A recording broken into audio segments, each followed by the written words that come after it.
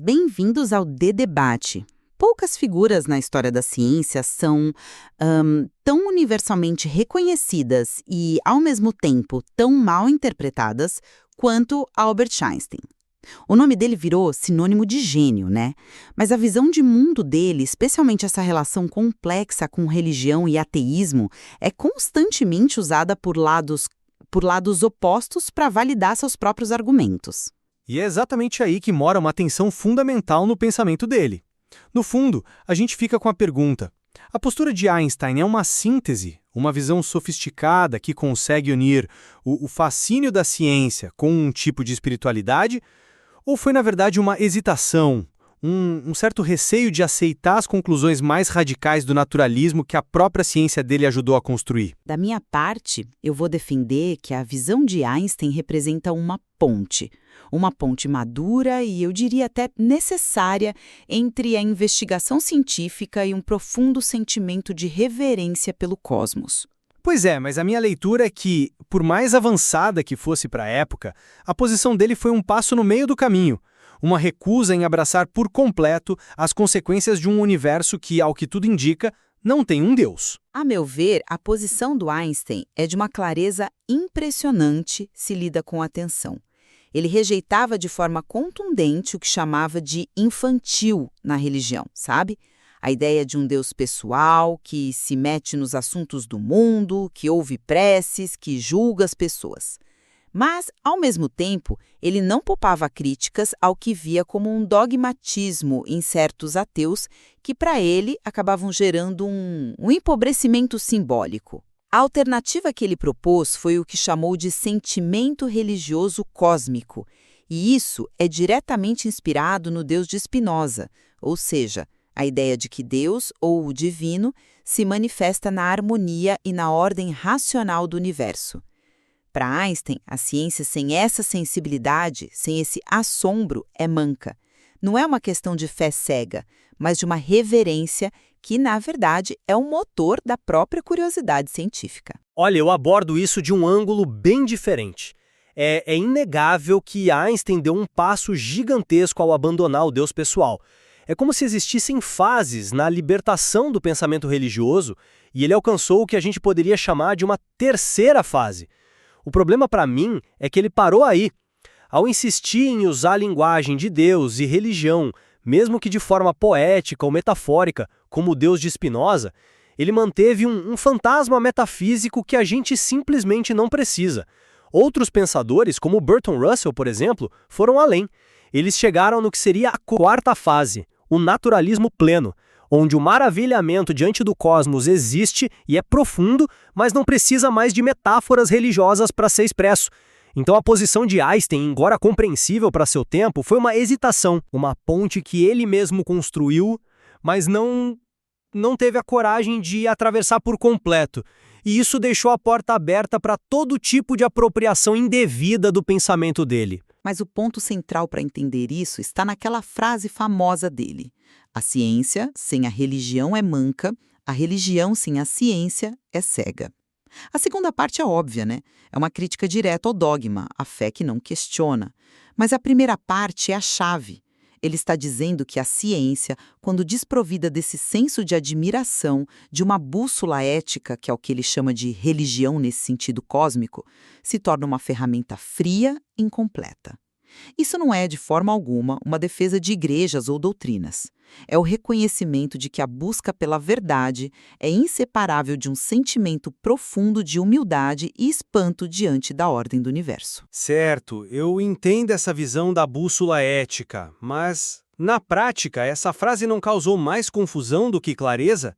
Porque na mão de figuras como o cientista Francis Collins, que é um cristão devoto, essa citação vira uma arma para legitimar a crença em um Deus pessoal, que era justamente o que o Einstein mais rejeitava. O uso da palavra religião foi, para dizer o mínimo, imprudente. Mas aí, você não acha que a gente não pode culpar o autor pela má interpretação que fazem dele? O problema não está na palavra que Einstein escolheu, mas na vontade de pessoas como Collins de distorcerem as coisas para caberem na sua visão de mundo. Eu discordo.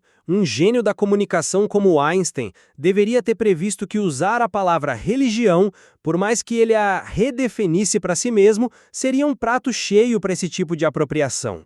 Foi uma falha de cálculo, não? Outros sentiram exatamente o mesmo assombro cósmico. Pense em Carl Sagan, em Bertrand Russell. Eles descreveram esse sentimento em termos seculares, filosóficos, estéticos, sem nunca precisar recorrer a uma palavra tão carregada e tão facilmente distorcida. A linguagem de Einstein, nesse caso específico, acabou obscurecendo o ponto dele em vez de iluminar.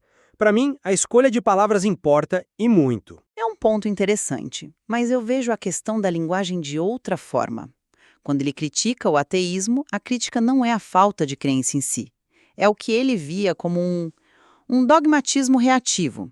Einstein detestava dogmas de qualquer lado que viessem. Para ele, alguns ateus simplesmente trocavam um conjunto de dogmas por outro. Criavam um antirreligiosismo que era tão rígido e tão desprovido de nuance quanto a fé cega que eles combatiam. A posição dele não era de quem se sentiu superior, mas sim uma crítica filosófica àqueles que, como Nietzsche já tinha apontado, matam Deus, mas continuam vivendo à sombra de seus valores, com a mesma necessidade de certezas absolutas, com a mesma atitude com relação ao outro e menos competência para lidar com as sombras que eles tinham tratado de esquecer. Essa é uma crítica filosófica válida ao dogmatismo em abstrato, mas ela parece ignorar completamente o contexto político e histórico. A sua crítica soa um pouco de Torre de Marfim, não acha? A fonte menciona os ateus militantes que Einstein criticava, figuras como Ernestine Rose, no século XIX, ou Madeleine Murray O'Hair, no século XX. Elas não eram dogmáticas por esporte. O fanatismo delas foi a força motriz para garantir direitos seculares básicos, como a separação entre igreja e Estado. Elas lutaram contra uma hegemonia religiosa que, por séculos, perseguiu, silenciou mas como separar as duas coisas? A crítica de Einstein, vinda de sua posição de ícone científico global, seguro e estabelecido, parece desconsiderar a enorme assimetria de poder. Para essas mulheres, a luta não era um debate de salão. Era uma batalha política real e perigosa. O tom delas era duro porque a opressão que enfrentavam era dura. A crítica dele, nesse ponto, parece um pouco ingênua em relação à realidade da luta política. É fácil pedir moderação quando não é você que está na linha de frente. Eu entendo a questão da simetria, mas ainda acho que o foco dele era outro. E isso nos leva de volta ao Deus de Spinoza, que ele adota. Isso não é um resquício de teísmo, um apego sentimental. É uma escolha filosófica extremamente precisa e poderosa. A ideia central de Spinoza é Deus sive natura, Deus ou natureza. Não são duas coisas, são a mesma. Deus é a estrutura racional do universo, as leis da física, a ordem imanente. Não é uma entidade que criou o universo, é o próprio universo em sua totalidade lógica e interconectada. Para um físico teórico que vive da crença de que o cosmos é inteligível, essa é a ideia mais fundamental que existe. É a expressão máxima da fé na racionalidade da existência. Eu reconheço a elegância do conceito, sem dúvida, é uma ideia bonita. Mas, com todo o respeito, ainda me parece uma muleta metafísica. Uma muleta muito sofisticada, mas ainda uma muleta. Por que nós precisamos chamar a ordem racional do universo de Deus?